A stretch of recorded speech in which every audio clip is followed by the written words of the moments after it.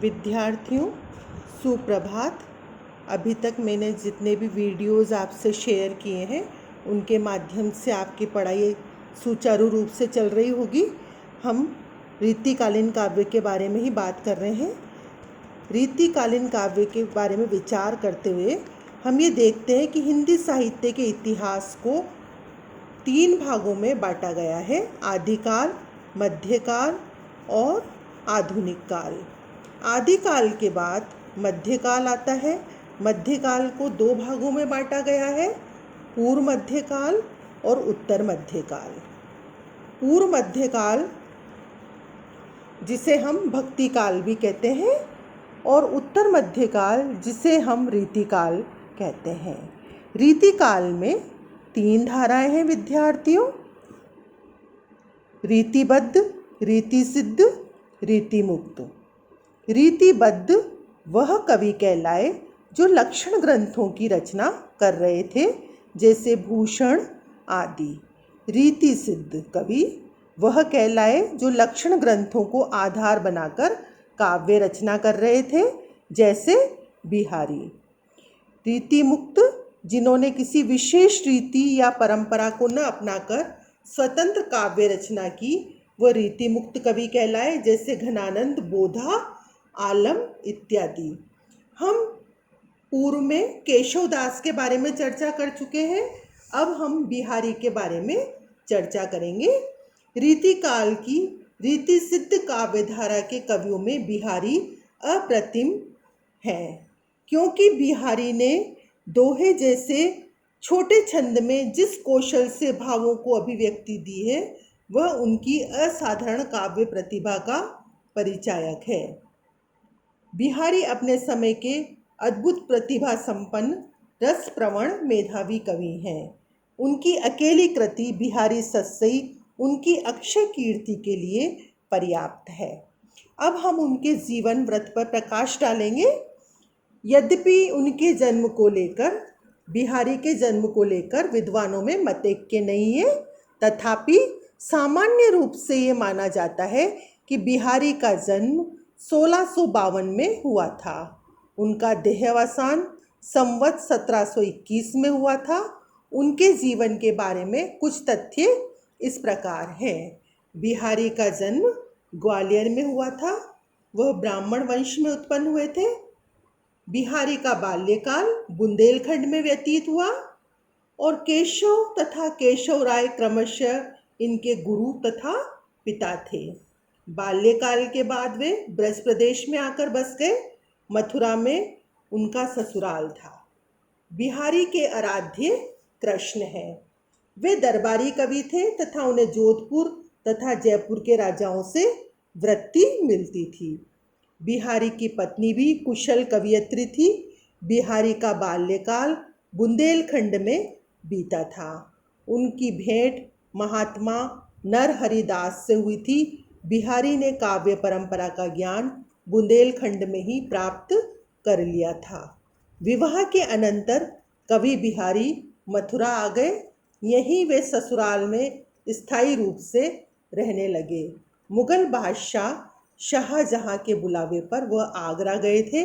शाहजहां के पास कुछ दिन रहने से बिहारी का परिचय अनेक राजाओं से हो गया था। वहीं से बिहारी जय सिंह के पास पहुँचे।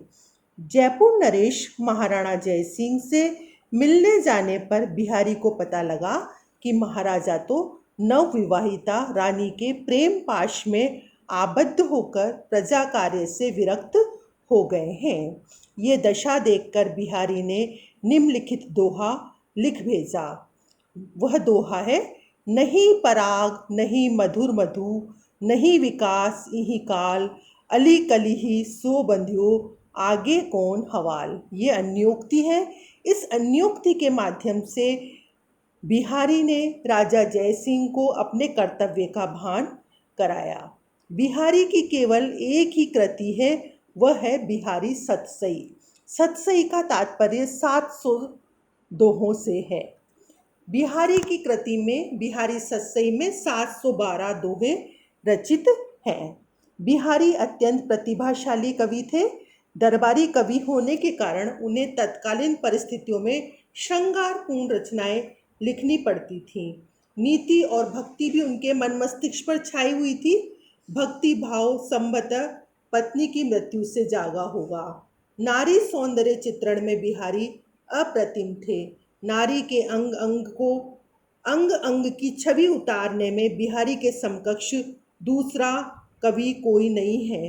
विरह के अतिशयोक्तिपूर्ण वर्णनों में बिहारी की तुलना में शायद ही कोई कवि समकक्ष उतर पाए। बिहारी ने नायिका के रूप सौंदर्य के अनेकानेक चित्रण अपने काव्य में प्रदर्शित किए हैं। उनका दर्शन, उनका वर्णन अपने दोहों में किया है। जैसे उनका एक दोहा है, पत्रा ही तिथि पाइये वा घर के चहुपास, नित प्रति पुण्यु ही रहे आनन ओप उजास। नायिका का सौंदर्य ऐसा है कि पत्रा पंचांग के माध्यम से ही वहाँ तिथि का ज्ञान हो सकता है, क्योंकि नायिका की आभा से वहाँ के स्थान पर हमेशा पूर्णिमा का ही भान होता है। इस तरह की अतिशयोक्ति हमें काव्य में उनकी सतसई में दिखाई देती है। और जैसे बतरस लालच लाल की मुरली धरी लुकाए, सोहो करे भोनू हंसे देन कहे नटी जाए। इस तरह की आंगिक कायिक चेष्टाएं बतरस लालच लाल की, बातों के लालच से लाल की कृष्ण की मुरली राधिका छुपा लेती हैं। सोहो करे भोन हंसे, अपनी सौगंध देते हैं कृष्ण, तो नायिका भों के माध्यम से हंस जाती हैं, राधिका हंस जाती हैं। देन कहे, कृष्ण देने को कहते हैं, वह नट जाती हैं, मना कर देती हैं। इस तरह के अनुभव, कायिक चेष्टाओं का वर्णन बिहारी के दोहों में हमें देखने को मिलता है। मुक्तक काव्य में बिहारी सिद्ध हस्ते, उनके लिए कहा भी जाता है कि सतसैया के दोहरे जो नावक के तीर, देखन में छोटे लगे घाव करे गंभीर। सतसैया के जो दोहरे हैं, बिहारी के जो दोहे हैं, वो ऐसे हैं, देखने में छोटे लगते हैं पर उनकी जो धार है वो बड़ी पैनी है। मुक्तक काव्य के बारे में कहा भी जाता है कि प्रबंध काव्य अगर रस की धारा है तो मुक्तक काव्य रस के छींटे।